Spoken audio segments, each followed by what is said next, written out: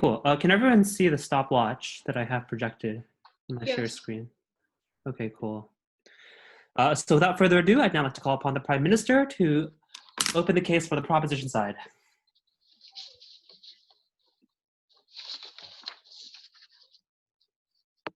Can I begin? Yep. All right. What are Western universities? These are campuses in Asia that have sponsoring campuses from West or English-speaking countries. What are branch campuses? Branch campuses or satellite campuses are universities that are physically at a distance from the original university. This could be, for example, Yale NUS or NYU Shanghai. What is the need of today's motion? The rise of cultural appropriation, the lack of a bottom-up approach in building these satellite campuses, the inexclusivity of the benefits that these universities promise, and the fact that these universities aren't even properly set up with a structure and are just mere integrations, are failed integrations with pre-existing campuses in attempts to whitewash Asian culture, in attempts to take away the benefits of education that should be promised to everyone equally. All of which I'll be explaining in my positive case. Now, first of all, let's start with how there is lack of a bottom-up approach. What happens is these universities come to Asian countries and they set up a campus with a pre-existing one. For example, the Yale NUS, National University of Singapore, was set up and incorporated with Yale. And these universities don't have a bottom-up structure. They don't build themselves right from the ground. Instead, it's just incorporation, which brings about more harms than the benefits we'd like to see. What exactly? Number one, we have three line of arguments today. Number one, understanding Asia. Number two, the lack of exclusive benefits. And number three, the economic impacts. So, number one, the argument of understanding Asia will be explained in two tiers: cultural appropriation and the dynamics of Asia. Cultural appropriation. Understand that these universities and campuses have white teachers teaching white curriculums, bringing in all the white information base to all these people who are actually Asians. So they should be taught by Asian teachers. They should be taught about the Asian culture. They should be taught about what is relevant to them. So for now, for this person now, when there is an increase of white people coming in, we're not against integration. We're not against people visiting. We're not against the idea of, we're not against any sort of incorporation. However, when you're teaching them that curriculum all throughout, we tell you that this is a modern form of colonialization. The speaker has cut out for me. I paused the timer. Has the speaker cut out for other people as well? Yeah. Yeah, she has. Okay. I guess Team Prop, figure out your speaker's problem or have them. Salis, I think Vinahil still has her Teams on. Please ask her to close it.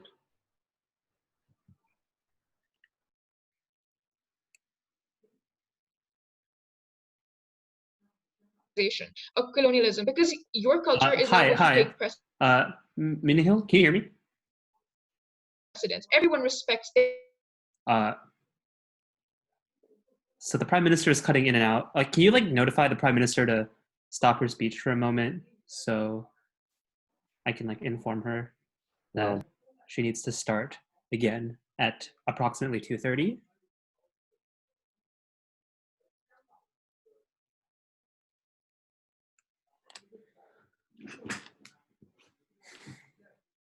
Thank you.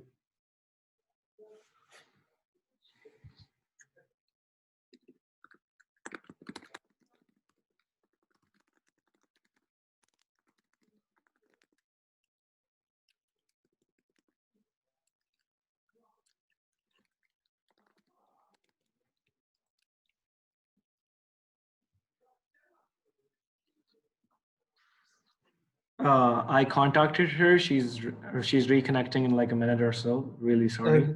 Okay, I'll give her a minute.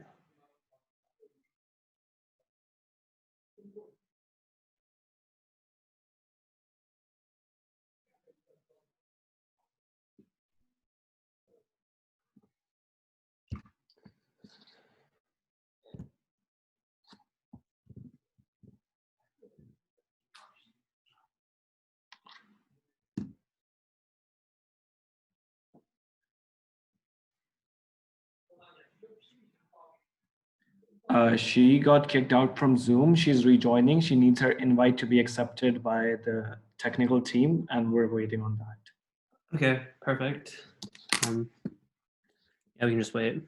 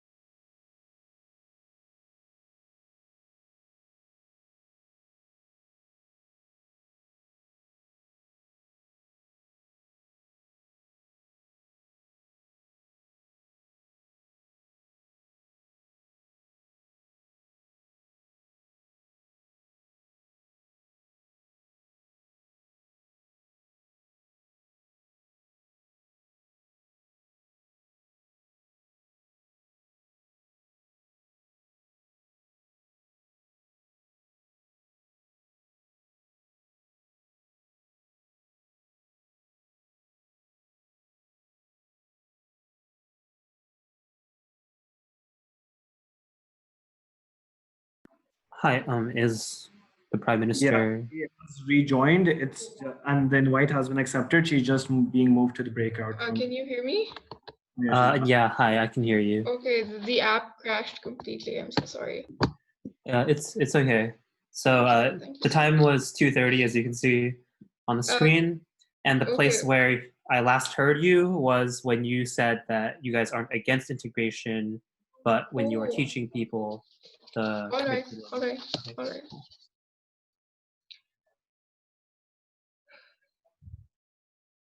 Did I talk about the TV and movies part? No. Okay, great. Right, so we're not against the idea of integration essentially, but understand that whenever there are white people in positions of power, you look up to your teachers and you learn from them. Thus, you're increasing the inflow of white culture into a society by this way. And we tell you this is a modern form of colonialism. And it's also pretty ironic because within the West itself, we're fighting for representation. We're fighting for Scarlett Johansson to not play Mulan. We're fighting for Asian characters to be given Asian roles. Why was the world so hyped about Crazy Rich Asians? Because it was Asian representation at its best. We're trying to preserve our culture and our representation. Then why are we okay with whitewashing of culture within Asian countries themselves? Before I move on to the next tier, NEPOIs. Malaysia has a population of 31 million and Indonesia has 267 million individuals. When they only have 10 public universities in the entire country, how are you able to cater to the vast majority of people who have no access to education? All right, well, I will be taking that eventually, but to tell you briefly, I just explained in my positive case how you're increasing that. I think I missed that part when I went off. But what you're doing over here in the modern form of colonialism, you're basically increasing the appeal of white universities, of white culture, of white people coming in to teach you. This is taking away from avenues of Asian universities to set up over there because the competition from this false brand label of NYU is way too big for a university that's having a ground up approach. We tell you it's unfair for the Asian countries that want to have their own universities to face this competition that is repressing them into not having their own institutions. Which is why we tell you that the benefit that they promise to bring you doesn't even exist. Now, the demand for Asian universities falls simply because they are white universities, and that is also why these universities are not going to be set up. Now, the second idea, the second tier of understanding Asia. The dynamics of Asia are different from the West. Understand that anthropology of Asia, the international relations, the way that the economy works is very different from the West. Our challenges are different from what people in the Western nations are facing. A lot of these countries might even not be on the same level of development as Western countries, which then again separates us. Your history is different. So when white people come in and teach you that, you're learning about subject matter that is not even relevant to your own place. And when more and more people keep doing that over two decades, if these universities continue to be there, or 4 decades, and they keep increasing in number, more and more Asian people are going to be studying about subject matter that is not relevant to them. What does that do? You're eventually going to be seeking job outside your country because you've studied something that is not relevant to your country. And that leads to brain drain in the long term and damages the entire country as a whole.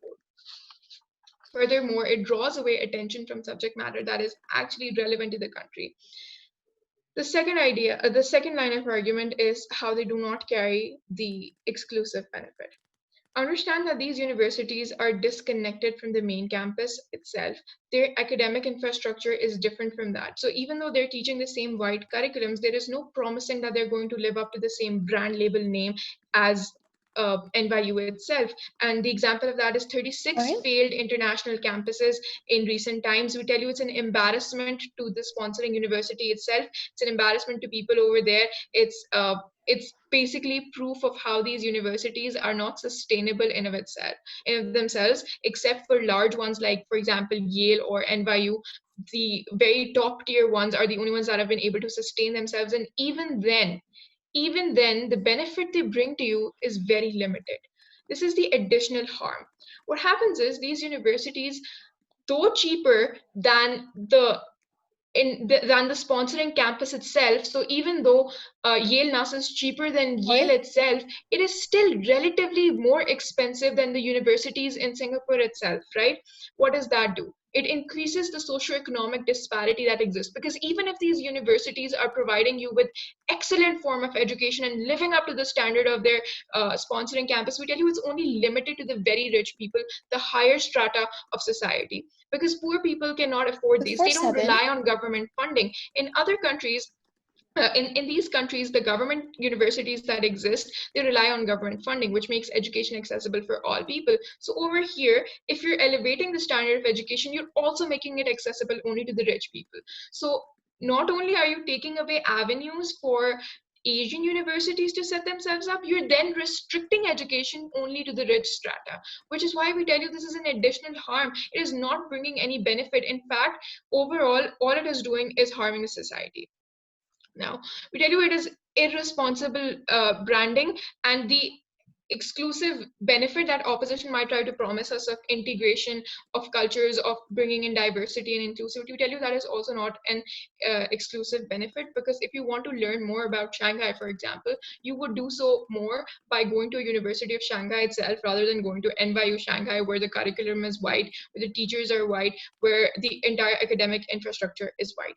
This is why we tell you that these universities, for the reasons that we gave you, wherein there's cultural appropriation, how the dynamics are different, leading to long-term brain drain, and how they do not carry the benefit of the sponsoring campus itself, and how they promise the additional harm of increasing socioeconomic disparity. We tell you that side proposition takes this debate. Thank you. I thank the Prime Minister for that speech, and I'd now like to call upon the Leader of Opposition to open the case for the opposition team.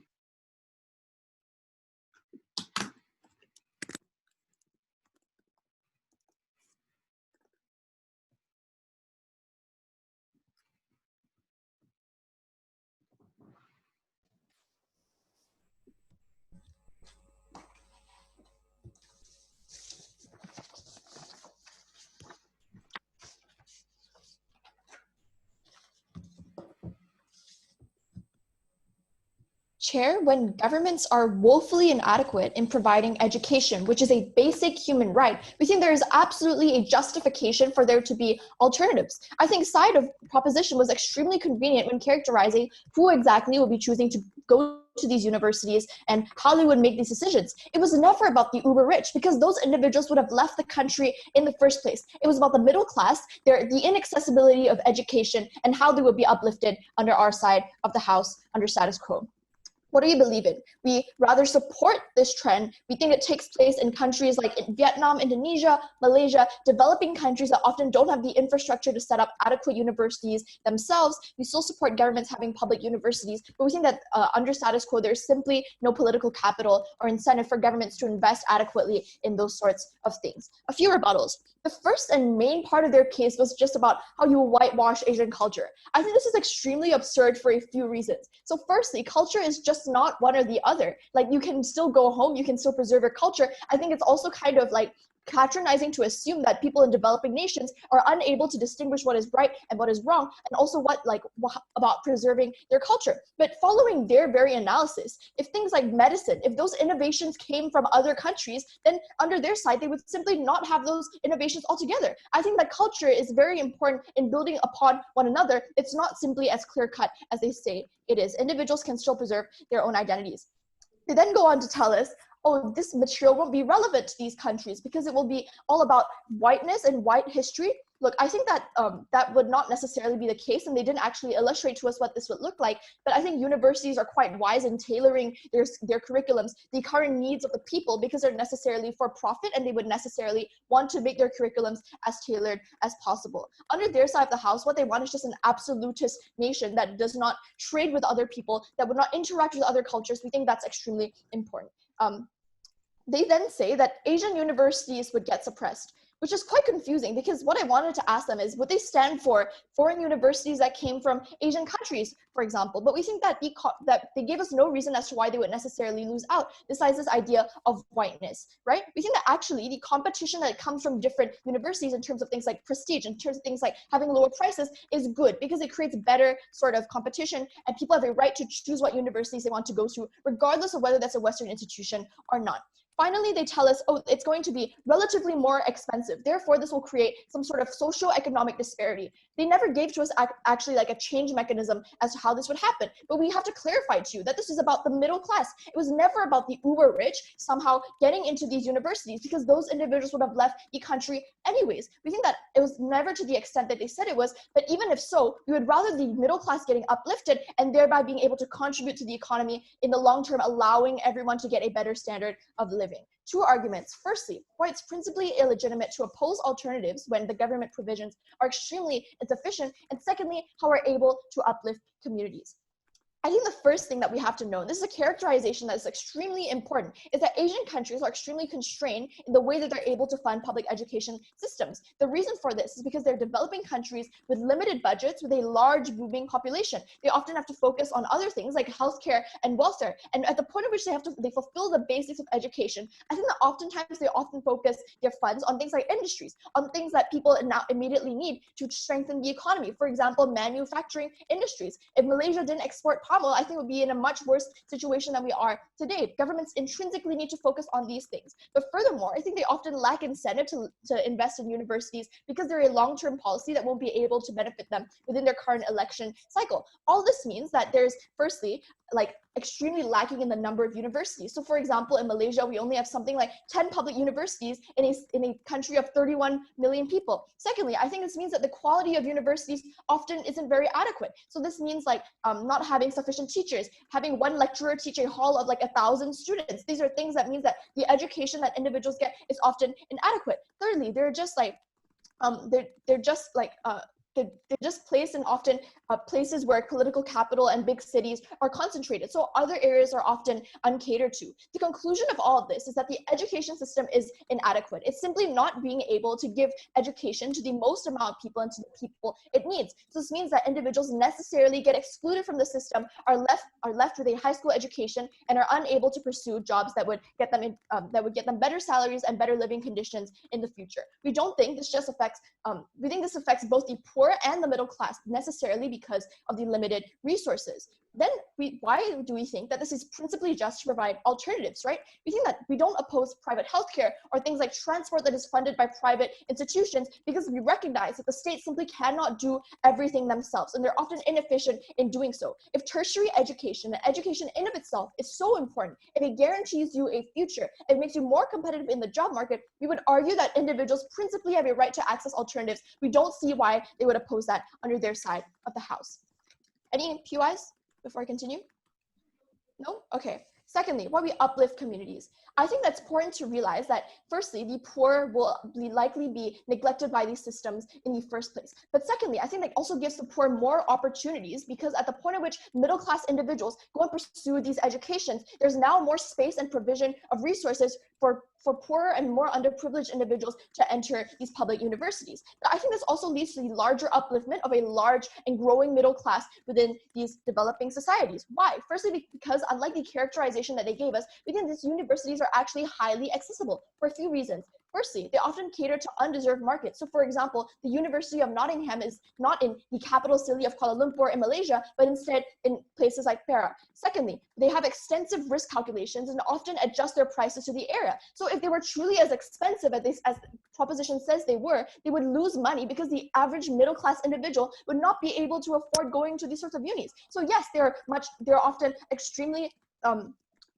affordable, although they are more expensive than public universities. The vast majority of the middle class can afford them. This is about the average individuals who have some capacity to attend tertiary institutions, but currently are unable to because of the simple lack of provision. Secondly, why do we think that it's actually very beneficial? It's not just about whitewashing, right? We think that oftentimes, firstly, there are often scholarships and bursaries for those who they want to recruit because they want to recruit quality local students. Secondly, we think that they're intrinsically good in terms of quality. Firstly, because the kind of mixture of cultures that they oppose leads to actually a diversity of opinions and thinking and information that is able to capitalize on each other. So individuals who are previously exposed to their own communities and their own culture now are able to be exposed to different kinds of information that firstly just makes them more holistic thinkers and holistic people, but secondly makes them more competitive in job markets as well. We think it's actually a very beneficial thing. Secondly, because of the fact that it is tried and tested, it's taken from an already established institution, this means that academia is often very good and very developed. Thirdly, we're talking about experienced teachers. They don't necessarily just have to be white as they say they are, but often can come from their communities, right?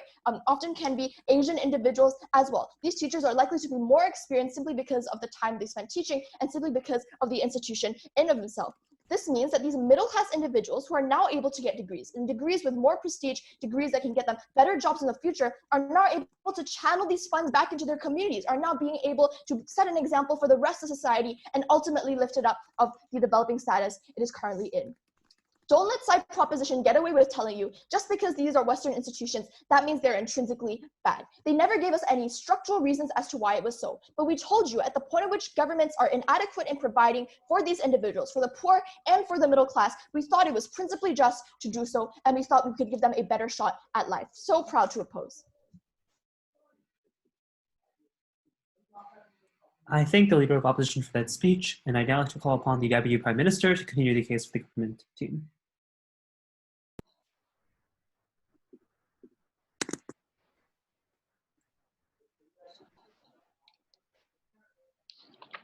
Can you hear me? Yep.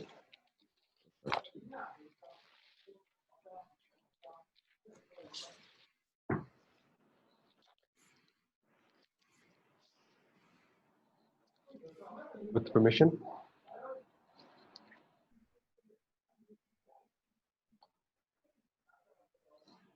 A renowned professor from Central Asian countries, from a Central Asian country is enticed by the financial package he receives from a Western university's branch campus. He is one amongst 10 of the most brilliant minds in his country, and a vast majority of them are lured out into serving these universities. What happens then? Brain drain. Because minds with unique leading capability no longer work for these indigenous educational institutions, which have unique harms for these host countries. But before I move on to this substantive, I'll go on and explain why side opposition had some principally ambiguous arguments. Now, moving on to the first idea, right? They talked about how they will bring out this sphere of equal opportunities for all. Today, that is not entirely true. $150,000 is well beyond the capacity of a middle-class individual from India who earns but a mere amount of $15,000 to $20,000 per annum. We tell you when it is principally unsustainable and economically unsustainable for such individuals to actually pay for such fee structures, it'll be impossible for you to bring that into being. Please, I won't take one right now. Moreover, on a secondary point, this comes at a cost of enforcing structural racist hierarchy in post-colonial Asia. We've already seen how colonial posturing hurts individuals, and we'll talk to you about how national universities will be frowned upon in this culture where only the most richest will be able to attend these universities. We tell you when that occurs, you don't have equal opportunities for all. That is but a fallacy. But moving on to this third response, moving on to one of the questions they asked us, right? They asked us, would you be fine with foreign countries, with Asian universities establishing themselves in foreign countries? We tell you, one, that's an incredibly minority case, right? We tell you it's unfair to bring that up, right? But on a secondary level, even then, this results in brain drain, because now your professors, which are already low in quantity within these developing Asian countries, are now going to be teaching individuals from other countries rather than your own populations that are struggling so much. But on another point, they said that public universities within Malaysia, for example, exist only within rich communities, and only they can access this education. We tell you, this is nothing short of what would happen with private universities when you have Western universities establishing branch campuses. We tell you, they shot themselves in the foot when they brought this example, because they will settle within these richer communities because they have a unique incentive to operate upon a profit motive. We tell you, a farmer within a rural Asian country won't be able to access this education simply because he can't afford it. And with these sustainability programs, these fee structures are already so high, we tell you that's not possible. But on the last point, right, they said they have extensive risk assessments. And here's where we bring in a principal moral argument. We tell you these risk assessments are often morally ambiguous. Why? Take the example of the Rwandan authoritarian regime, right? We tell you that Carnegie Mellon had established themselves within Rwanda and had then been accused of this. We tell you this can be principally applied to authoritarian regimes within Central Asia and themselves. We tell you when this does occur, it is going to be incredibly harmful for such problems, right? But we tell you that risk assessments are inherently, we tell you that this is also unethical and immoral on these public universities' part, which is why a vast majority of these Western universities don't even shy away from coming into Asian countries to begin with. We tell you because there is an ethical problem where you are draining the money within these countries, as in a post-colonial measure, as in a post-colonial world you would, and would therefore drain them of these resources. And I'll explain to you about how this has extensive macroeconomic harms on a country's structure within the educational system in my substantive. But before I move on, I'll take one. If you argue that the existence of Western universities drain the resources of an Asian nation, are you okay with FDI? Are you okay with MNCs entering these nations and providing individuals jobs and opportunities as well? We tell you to begin with, these countries in of themselves have an already nationalist sentiment. We tell you they're less likely to actually want money going out of their country, especially when such austerity programs exist. We tell you when cash outflow increases, you're not going to be able to balance the net harms simply because you yourself repeated that the rich would essentially leave the country to begin with. So the MNCs coming into your country won't be a problem to begin with, right? It will be that fact that those very same graduates will be leaving the country. But moving on to my substantive, right? A vast trend within Asian countries today are nationalist sentiments that dictate of lesser money going out of the country. This occurs especially for reasons to correct an extremely imbalanced balance of payment, which is obviously in a deficit. We tell you the nature within most of these branch campuses are incredibly high fees, not only making it only accessible to the highest echelons of society within Asian communities, but also crippling the education services sector within an economy. Two impacts of that.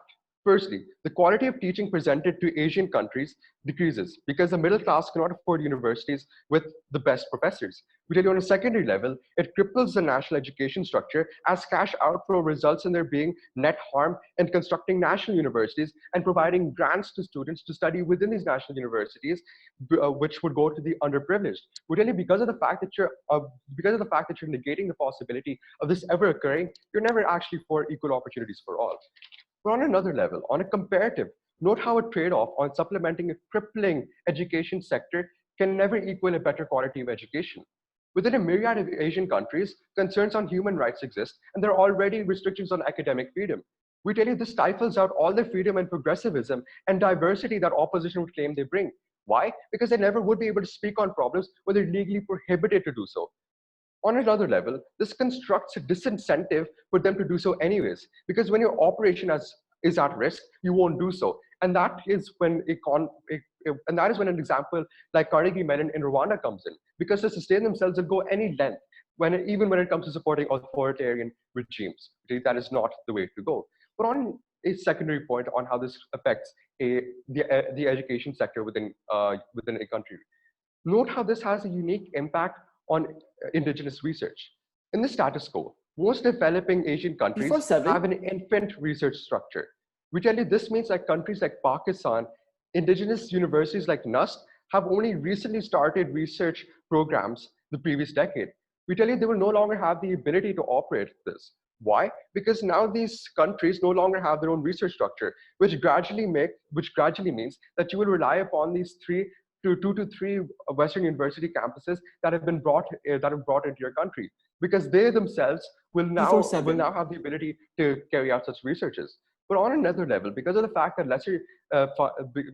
there's an already existing cash outflow, here's the policy conflict that arises. If a country wants to create or start a vaccine research program for the coronavirus, for example, it would rely upon the set approval of the very branch campus. We tell you, if the Pakistani government wanted to create a vaccine portfolio indigenously, they won't be able to do so simply because it relies on the approval of these very same Western universities, and they're less likely to do so because it relies on policy reasons of these very own countries. And when we tell you that this is something that comes at the cost of many lives, that is not the world we would stand for. Moreover, when it's already unsustainable for branch campuses to exist, your research capability collapses when they leave this country, simply because of the fact that they no longer have that sustainability program to begin with. We tell you, when your research collapses, then your entire country won't have the means to create vaccines for yourselves, to create medicines, to create infrastructure, to help your own citizens to arise from such problems. We tell you, since we're the side that acquires equal opportunities for all, and we're the ones that negate colonial posturing, especially when it comes at the cost of human development, we are very proud to propose.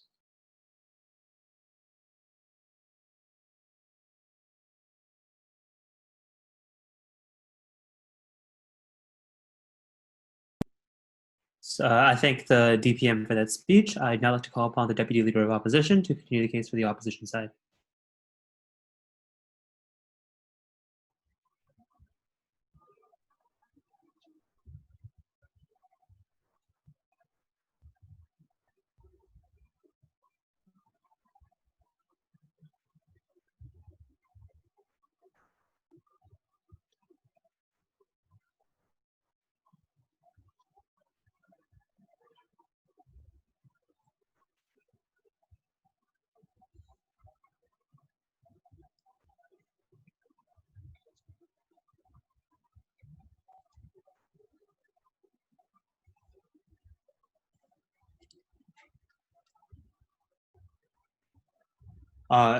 Diallo.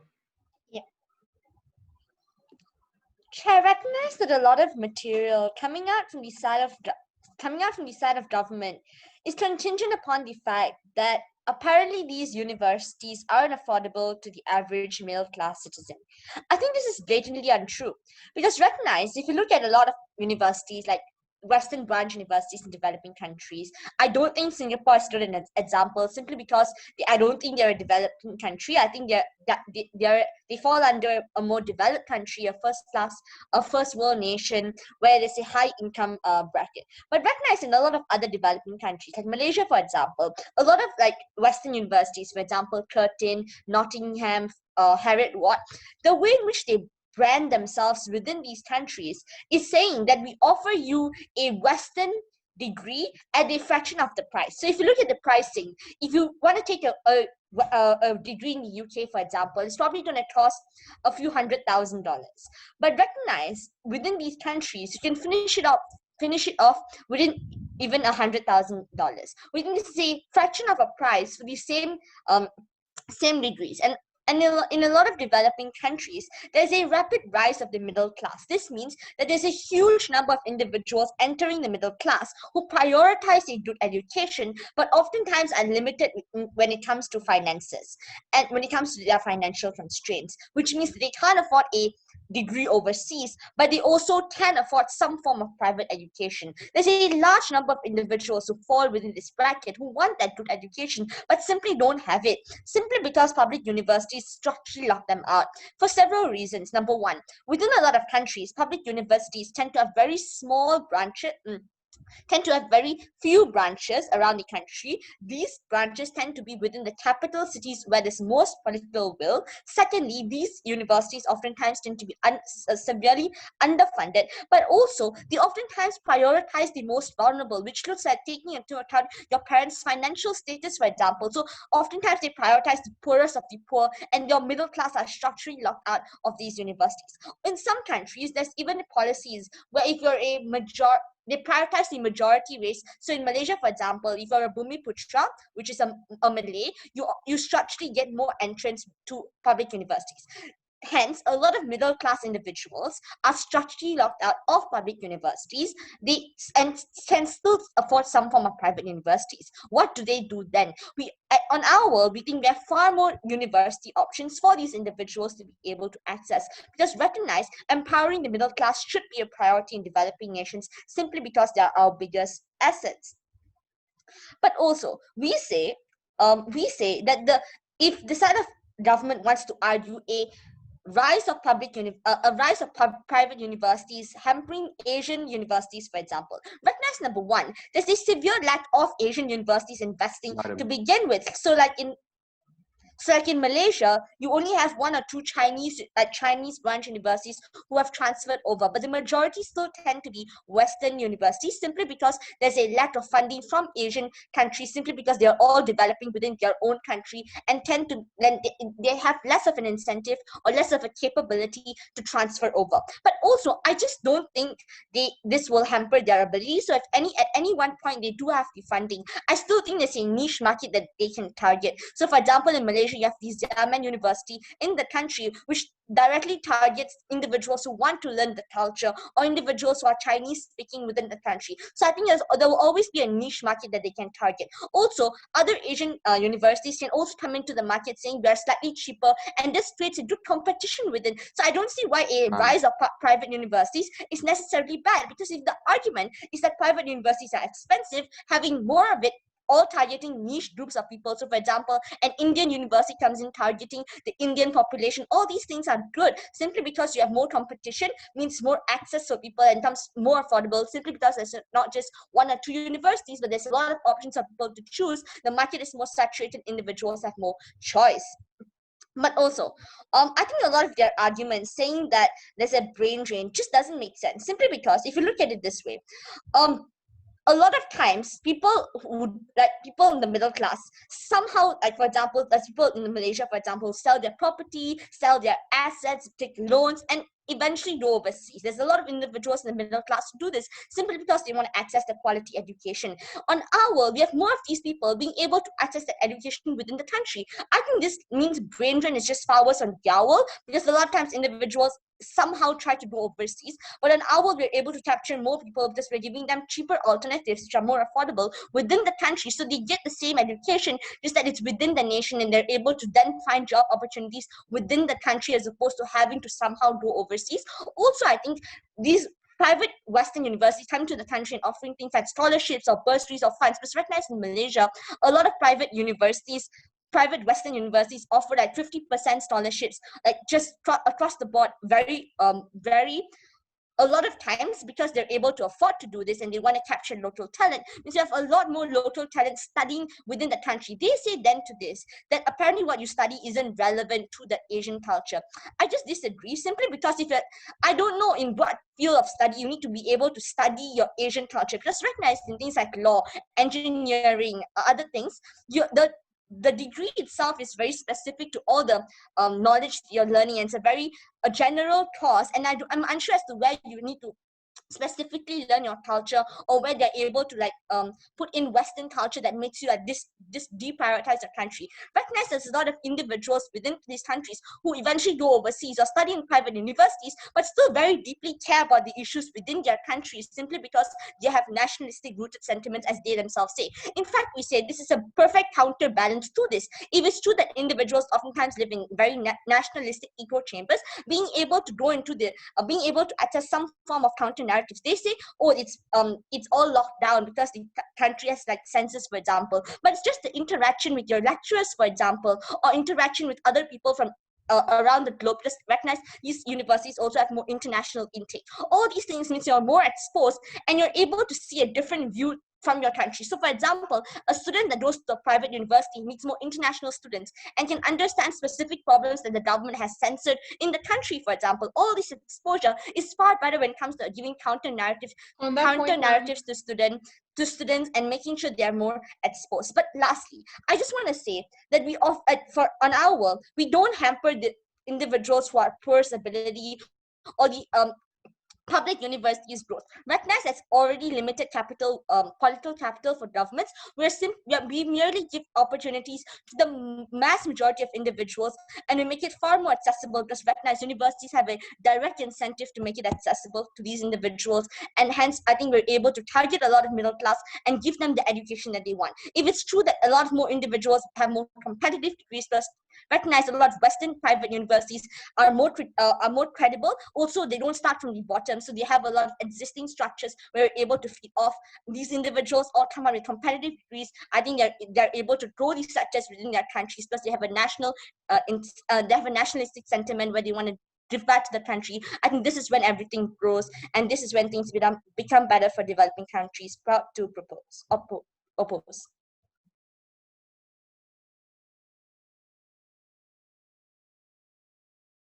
I thank the DLO for that speech. I'd now like to call upon the government whip to continue the government case.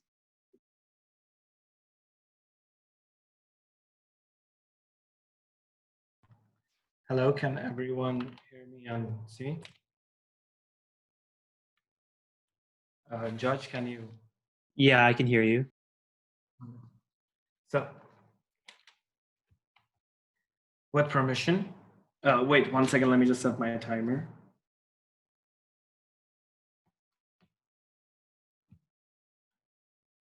Ladies and gentlemen, let's look at the world they characterized for us, where all private branch universities which come into these Asian countries would want to set up campuses in rural areas. They would want to lower their prices. They would want so that the middle class could afford them. They would want to give away financial aid all the time. But we need to understand that these universities are private, meaning they are for profit. Secondly, they need to sustain themselves to begin with, and sustainability is a major problem which most branch universities do face, meaning the utopia of a world they present to you, where all these private branch universities are saints who literally want to help the middle class and are certainly not there for a personal incentive to gain money to exploit a certain higher strata in these Asian countries. We believe it is highly disingenuous on their part, and we've showed you how 36 branch universities have failed in the past 5 years. Why is that? Why is that the only branch universities we hear of are Yale, NAS, NYU, Abu Dhabi, the top tier US universities? This is because those are the only ones with a high enough fees or high enough fee structure or high enough incentive that people are willing to pay for this structure because of the higher prestige they're attached to them. Therefore, we believe their arguments about equal opportunity are totally mischaracterized. But what did their second speaker come up here and say? That there's a Western degree at a fraction of a price.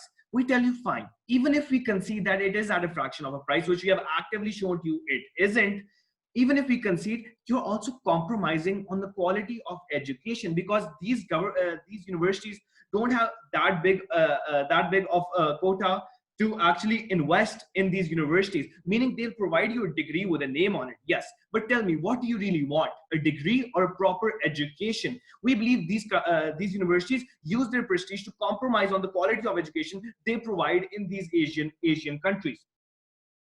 But now, moving on to the second idea, as I've already proven to you, about how they tell us how public universities are located in the best areas, etc.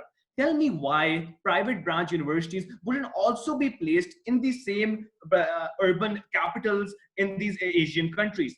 And because we need to realize that public in itself in economic terms means non-profit. And you need to understand that most branch universities are for profit, meaning a middle class person still won't be able to go. And this analysis will be further explained in my classes. But secondly, even if we do assume it is affordable, we believe an acceptance rate still exists. Assuming it is affordable for every middle class person to afford going to NYU Abu Dhabi, its acceptance rate still stands at 4%, meaning 96% of middle class people still won't be getting the quality of education you're talking about. But on the secondary level, they also consider to this that they're not, when branch universities come into place, they're not building campuses from the ground up. They're not building new infrastructure except more staff, but instead they're building on the same infrastructure which is laid down by these public or existing public universities or existing infrastructure in these Asian countries. So once again, you're not creating more resources or more opportunity, because the number of resources, the number of seats in class still remain the same, hence leading to my analysis about acceptance rates as well. But moving on to the two main clashes of this debate. Number one, are Asian values worth being compromised for an equal opportunity which may or may not exist? Or secondly, which world would benefit, which world would cater to, would have more benefits? But now what did we show to you? We gave you this idea about cultural appropriation, how a white curriculum would teach Western values. And ladies and gentlemen, when people look up to their white teachers, look up to this white curriculum, we believe that is what we're against. Because in local universities, you are taught as Minahil has already proved to you, that there are multiple ways in which the dynamics of Asia is different. It has different challenges, a different economy, different history. However, what was their only response to it? Culture isn't clear cut and they can still preserve it. We tell you, when you're in a process of an education, and higher education formulates where you want to go get a job, what's the type of culture you want to follow, what's the type of life you want to live. And we believe when that is controlled by a Western university, they would automatically instill the Western values, which we believe isn't in the best interest of these people to begin with. But even if it is in the best interest of people, it is not in the best interest of the state. Why? Because it causes a brain drain. When you're told in university that how US is the best place to get a job and how it has the best structure, and you're literally taught that, and when the most internships that are offered in these branch universities are from Western companies as well, we believe people are more incentivized to go out. The best of the best badge you have sitting in NYU Abu Dhabi would eventually start working in New York itself, leaving Abu Dhabi prone to brain drain. But secondly, their whole analysis about how the middle class would eventually grow better, which was their only primary class to our case. We believe, I've already disproved it on multiple levels, how they have completely mischaracterized it to begin with. And by showing you that not only is NYU Abu Dhabi has a 4% acceptance rate, it is also extremely competitive, and it already barely gives any financial aid to Abu Dhabi residents. So we believe that people aren't given more opportunity to begin with, and what they're trying to portray to us is a hoax in itself. But let me tell you about the countless benefits, or in my second clash, about how this will happen. We told you how when these universities come into these Asian countries, they do not enforce a bottom-up approach. They literally place their name on the banner of an already existing building and provide them with a subpar education compared to the ones they're actually branded for. And they don't fulfill the role through which that their sponsor universities do. No, ma'am. As they do not live up to their potential, we believe they're not even fulfilling their burden in the first place. And it's not causing an exclusive benefit on their side to begin with. And I've already proven to you how since it is harder to sustain. 4-7? No, no, ma'am. Because as I've already proven to you how it's much harder to sustain these universities, because let's understand they're not going to get multiple government grants as well. Because once again, as they like to characterize it, most of these Asian countries are developing worlds. Why would they want to invest more money in grants for these Western private universities rather than investing it in their own public education system itself?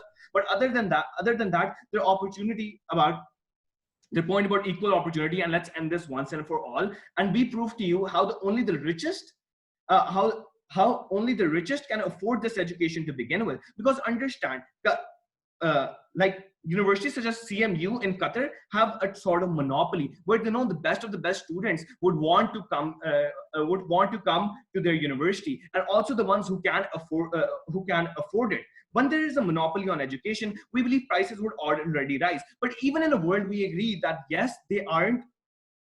Even in a world we agree that they will cut down prices, we tell you they will be unsustainable to begin with, because a university will only function as a branch if it's coming back with profit. So in a country like Qatar, if a university like CMU suddenly cuts down its prices and can't sustain itself, it's going to cause a huge hole in the education department to begin with, which would need a long time to be reestablished, as CMU has been there for almost 70 years. But now moving forward to a plethora of benefits we brought you today about how you're draining money from countries, how you're hindering research, once again unrefuted on their side. As we are the side which have proved to you how Asian values still stand, and secondly, we are the side which have proven to you that there are more benefits on our side, we believe we easily take this debate.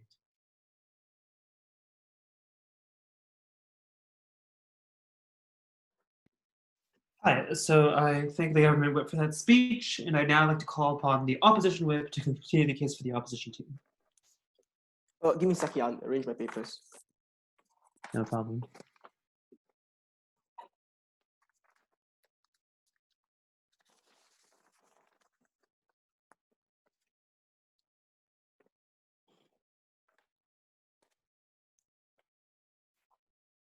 Right, am I audible? Yeah, you are. All right. If side government claims that these Western branch universities are unable to sustain themselves because they don't get government grants, clearly the fact that they're still existent and it's an increasing trend of these universities in the first place means they are having a sufficient student base and actively paying fees that help them to survive. What this necessarily means is that the vast majority of students are getting an education in which they otherwise wouldn't have under government's alternative. But the second, if government claims that the entire research facility of an entire nation is so contingent on these private institutions, I would question them, how would they start building everything up from that very same Asian country, which Asian characterized from the very start, have different priorities when it comes to its investment, and specifically when it comes to its education, they have a lower priority on these issues. I think the main problem inside government's house in this debate is that it clearly didn't identify their burden. This debate is not about cultural appropriation. This debate is not about whether you actually stop Asian countries from investing in public education. This debate is about which house actually provides more education to more individuals on the ground, specifically the middle class, which stems the vast majority of a country's population from the very start. Three miscellaneous responses and two issues in this speech. The first, cultural appropriation. I really don't understand this argument, because how is a degree in engineering, law, or business management somehow crippling your ability to find a job in your firstly, find a job in your Asian country directly dealing with your stupid brain drain argument? But second, I am unclear as to how just because you look up to a teacher who teaches you, suddenly you have your 17 years of culture, tradition, and history eroded from your mind, and that suddenly becomes a world in which you're inherently whitewashed. But also, the entire idea of looking up to individuals is literally not exclusive within education. You look up to public figures within Western nations like Obama, you look up to public figures like people in the entertainment industry in Western nations as well. Wouldn't that create the exact same kind of harm? And when they said they still wanted interactions with Western civilization, so wanted tourism to happen, when all these same kinds of interactions, infatuations, and like looking up these individuals still exist. We don't see how cultural appropriation is even an inherent argument on this side. But let's take that best. Say you do take in some Western values within education, which probably looks like the way you teach and the way you learn. Why is that inherently bad? Because Ishan gave you a structural argument as to why Western education in of itself provides a globalized perspective to a uniquely Asian individual, which means you get different ways of evaluating particular issues and different ways of tackling particular problems you face in daily life. We think that when you expand your capacity to deal with problems and therefore be more competitive when it comes to its job market, we think that's an argument that helps us on our side of the house. Second miscellaneous response, this argument about economic flight. Government's claim is that because there are private institutions in your nation, they siphon money away. How is this different from the numerous MNCs and FDI that actually comes into Asian nations and actually help build up these economies to help their manufacturing industries and actually create multiple jobs and opportunities for individuals on the ground? But by virtue of the fact that these institutions are actually existent, we say they don't build on things, they don't put their name on some banner of a building. We say these individuals, the people who own these institutions, actively build their institutions from the ground up, which means building research facilities as they claim on their side of the house, hiring teachers from their home branches and bringing them here to provide that level of education. We think structurally, the moment they came in, they actively provided a large amount of resources to your nation, and whatever money they siphon out, the comparative is they're still investing a lot in your nation by virtue of having different individuals of that nation coming to your Asian country and investing, staying within the Asian nation as a whole. We think the comparative isn't one that raised them up, isn't one that they get to claim this debate. Third miscellaneous response, this entire idea of indigenous research, I think is not contentious. I think institutions that have indigenous studies will unlikely be affected by Western institutions in the very first place because they aren't competing on the same kinds of fields. They're investing, for example, in the tradition and history of your country. We think a specific field is likely one that's done in public education. What private institutions from Western institutions provide are things like the field of engineering, things like medicine, things which public universities oftentimes don't have enough slots to cater to the vast majority of individuals. We don't think it's contentious. But I think when they claim that the entire research capacity of your nation is crippled at the point in which these somehow unsustainable private institutions start leaving, literally goes to show how important private institutions are, and therefore we shouldn't regret a trend in which it exists increasingly on Asian countries. First issue in this debate, does this necessarily block Asian nations from investing in education?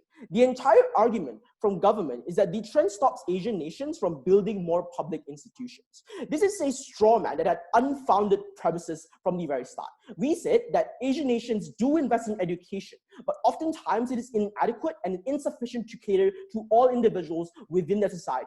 This looks like healthcare, when even though public institutions do invest in public healthcare, private healthcare still exists because public institutions cannot cater to 31 million individuals in a single city. We think at the point in which a country is unable to adequately cater to the public's interest on a specific service sector, it has a principal justification for a private sector to come in and help cater to the demand. Ops claim is that Asian countries do not invest in it because they have different priorities by virtue of the fact that majority of Asian nations are manufacturing-based industries. Governments tend to care about election cycles, and investment to public education is one that only materializes benefits in the long term, probably out of your 4-year cycle. We think that's a reason as to why Asian nations are unlikely to invest in it from the very start. But then PropShoe comes up and claims that they are for-profit institutions, and therefore they also need to sustain themselves, and therefore it won't be one accessible to the vast majority of people. I would say if they're your for-profit institution, you likely want to have as many students as possible. And for the simple fact is, in the vast majority of literally the vast majority of an entire population happens to be the middle class. The rich and elite stem 1% of a global population panel. We would say that if you as an institution want profit, you would cater to the vast majority of individuals on the ground, which means the middle class individuals will be priced in a way in which are able to access that education. But moreover, Ijin gave us structural analysis as to how uniquely an increasing trend in Western institutions creates inherent competition within institutions to get more students. This means lowering tuition fees, increasing the quality of education. This means providing scholarships to the vast majority of individuals so you're able to boost your prestige by virtue of showing those results. We think those are structural reasons. That's why I actually cater to the vast majority of institutions on our side of the house. But second claim the outside help gives you is that the value of Western uni degrees are oftentimes higher, and we actually realize that this is true, but we don't see how it's a structural harm, right? If the problem is that government universities are unable to create sufficient public institutions to cater to the education, we think having with these private Western institutions coming and provide higher quality degrees, for example, is something that's structurally good. When they said the degrees are so competitive to the point point in which you actually have brain drain out to other countries. We think for the vast majority of the students which exist in those institutions, you actually give them a large amount of competitivity, you actually make them so much more competitive within the job market and boost all the opportunities as a whole. Now, onto brain drain. This argument is, I really don't want to explain it, guys. Literally, their claim is that because you study in NYU Abu Dhabi, you're going to go off to New York. I would say that if you're rich individuals able to go off to New York and literally relive your life by building everything from the ground up in another foreign country, for example, repurchasing basic necessities such as renting a shelter, for example, I would say an individual that will probably go off to NYU, New York anyway. This debate is about the rich and elite. These are individuals who likely go off to boarding school, individuals likely go off to the vast majority of Western universities in their home country. We would say, if anything, the existence in of itself of private Western institutions within an Asian country actually helps the ability for individuals to not be left out. We say these institutions existing within this country provides multiple reasons for them to stay in the country because they don't want to relive an entire life in another nation. The priority debate is on the middle class. This is the mass contentious group in this debate. Those are individuals that are actively uncatered to in the status quo. Only on side opposition, you get a unique policy that actually caters to the vast majority of individuals who need an education, who are denied the education by the state due to inadequacies. We think governments actually deny individuals a basic human right. Very proud to oppose.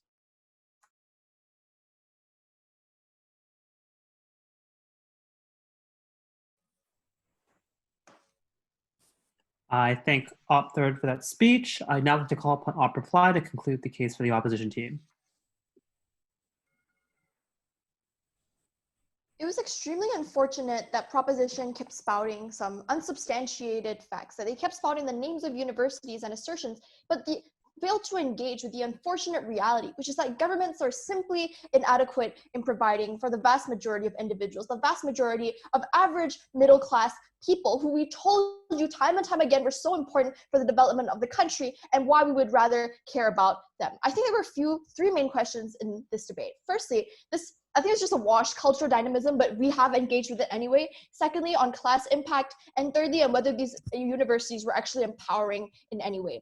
Firstly, on cultural dynamism. I think it's really telling that they would trade off education for some like unsubstantiated ideal of like preserving culture. But we told you time and time again, it was extremely patronizing for them to say that individuals could not preserve their culture while still attending a Western university, while still being in their country, right? We think that it was a huge principal clash and tension in their case that they would allow MNCs to exist if they believed that foreign influence of any kind was so damaging. Based on that principle alone, they needed to stand for things like banning Western media and Western trade altogether. Even if we concede at this point, we told you that a globalized perspective was uniquely good, because only when you're exposed to beliefs from another side of the world are you able to formulate your own beliefs and strengthen your own belief in your culture and become a more holistic thinker. We absolutely won this clash.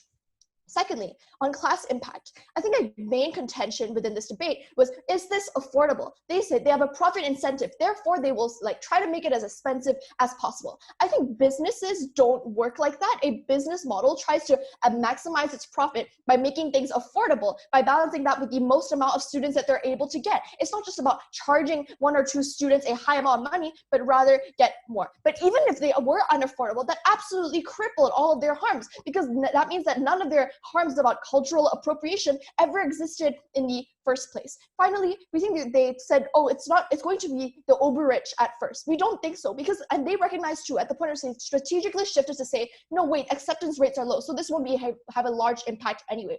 If they really were so low, again, they would not materialize any of their harms, but furthermore, we said that actually they were being extremely selective. We gave to you many, many instances in Malaysia where we have something like 15 universities, in Qatar where there are things like 15 universities. It was never just about Yale and US, but they said then, oh, brain drain, they will leave the country. Firstly, if it was so effective that they were able to get better jobs elsewhere, we never understood why that was bad in the first place. Individuals intrinsically have a right to get better jobs and to gain a better quality of living if they wanted to, but they can still help their country. They can still set an example. We never understood why they wanted to suppress an entire middle class instead of allowing them to gain the education and to gain the jobs that they wanted, right? We never understood why that was necessarily so bad. Instead of furthering inequality, we think it allows the middle class to catch up with the uber rich, who have already gotten advantages by going to NYU in New York, by going to actual Yale. And it further advantaged the lower classes as well, because they were able to get spots in universities, because now these public universities had spaces for these individuals. We definitely win this clash as well.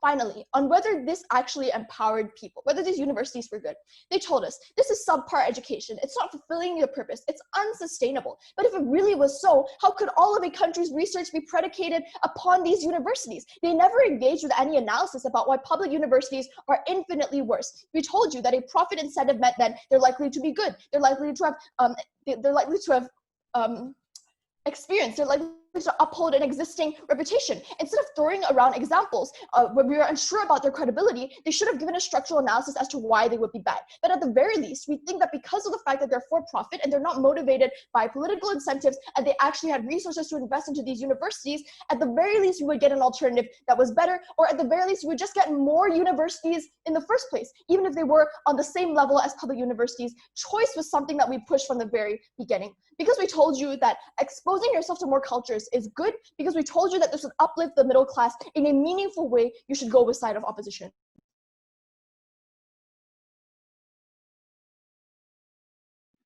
I think our reply for that speech. I'd now like to call upon the government reply to conclude the government case and the debate as a whole. With permission. Let's take a step back and take opposition at their best. That is, Western university campuses provide the highest quality of education. 3 questions to ask then. Firstly, which side provides fair educational opportunities? Secondly, which side supplements a crippling educational sector? And thirdly, the economic impacts and the question of where it lands. Now, on the point of, on the first question, right? Opposition was incredibly disingenuous when it comes to providing education for those suffering from a lack of access to education. They literally said most public universities are located in big cities. Those in smaller towns don't have an access to education, but all of these branch campuses do exist within these bigger cities. And that's something that they really had to point out, because now you're not actually providing education to the poor man who needs it most, right? But I'll use their argument of risk assessment against them. In order to sustain themselves, they will be more likely to settle in they will be less likely to settle in smaller communities, especially when at risk is their profit. Which is that profit motive in of itself gives them an incentive not to settle within smaller communities and to provide education to those who need it most, right? But moreover, they never really refuted how a significant majority of Asian countries have restrictions on academic freedom and expression. That is to say, your progressive curriculum and all the diversity you speak about within your policy never really exists. Why? Because they don't have the ability to do so because of legal restrictions. We tell you when your existence is at risk and when it's a question of your own sustainability, you will actually have to sacrifice those very principles you once stood for, right? Moving on to the second question, which side which side helps the ailment of the crippling educational sector? They spoke of how the creation of branch campuses could create competition and more indigenous universities would come to existence. Note how that's intellectually disingenuous, because now that you have cash outflow and you lose your best professors to already established Western universities, there would be monopolistic harms. Because now with more money going out, the government cannot pay to construct more universities and to provide grants for destitute individuals to study at their own universities, right? We tell you this means that now the only university that can exist within a community is a singular branch campus. But note how governments in the status quo have unique incentive to construct universities. An argument they ran, right, about how governments will not construct universities. But they do have a unique incentive. Why? Because a major idea within fiscal expansionary policies that politicians include with their political manifestos is education to begin with. That we will provide your children education, we will give you educational opportunities, we will give you employment in the future, and it's all long-term, right? We tell you that this in of itself is not a question of unwillingness, but a lack of available academic resources, which opposition exacerbates in their world.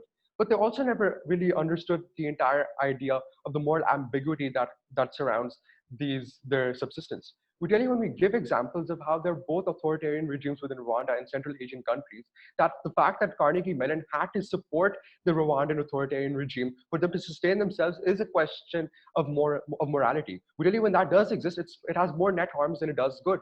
But on a more but on a more human level.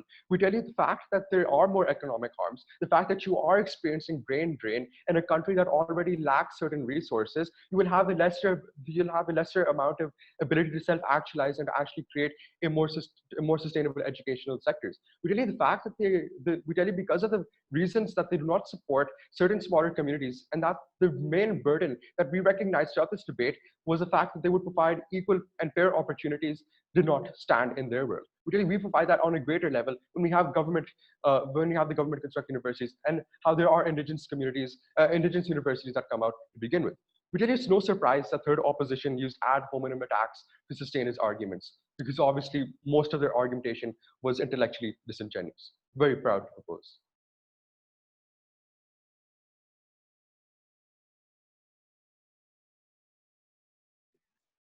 All right, thanks guys for a great debate. So now I'm going to fill out my ballot, come to a decision. It'll probably take me around 10 to 15 minutes, and then I will return to give you guys my call.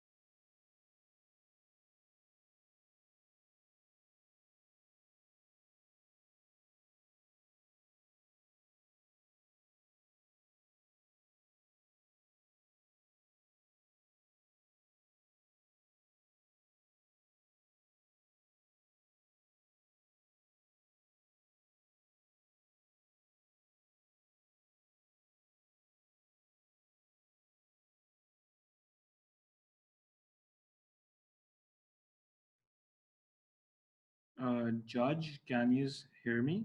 I have a question. Yeah, I can hear you. What's up? Since this is a silent round, are you still going to offer us critique, which we should wait for, or should we return to the main room? You guys can return to the main room. Yeah. If you guys want personal feedback, just find me after the results are announced. Thank you. Yeah, no problem. Thank you so much.